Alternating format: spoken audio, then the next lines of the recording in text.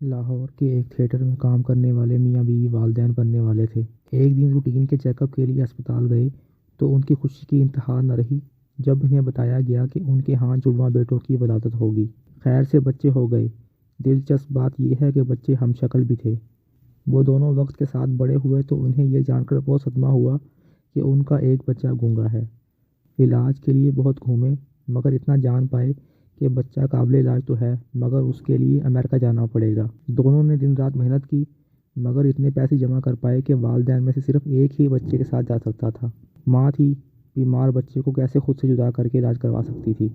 آخر ماں اور بچے کا ویزا لگوایا گیا اور ایک دن وہ امریکہ روانہ ہو گئے۔ خاتون ایئرپورٹ سے بچے کو لے کر سینٹرل پارک کے علاقے کی طرف نکلی۔ بچہ خوشی سے آگے آگے بھاگتا جا رہا تھا کہ اسے کہیں سے بیس بال کی گیند سر میں آن لگی۔ بچے نے ادھر ادھر مارنے والے کو دیکھا اور روتے ہوئے کہا، او تیرا خانہ خراب۔ ماں یہ دیکھ کر خوشی سے پاگل ہو گئی۔ جلدی سے خاوند کو فون ملایا۔ بچہ بول پڑا ہے اور تیرا خانہ خراب کہا ہے۔ خاوند یہ سن کر چپ رہا، پھر کہا ایک منٹ ٹھہرو۔ تھوڑی دیر کے بعد خاوند کی آواز آئی، تیرا بھی خانہ خراب، گونگے کو تم یہیں چھوڑ گئی ہو۔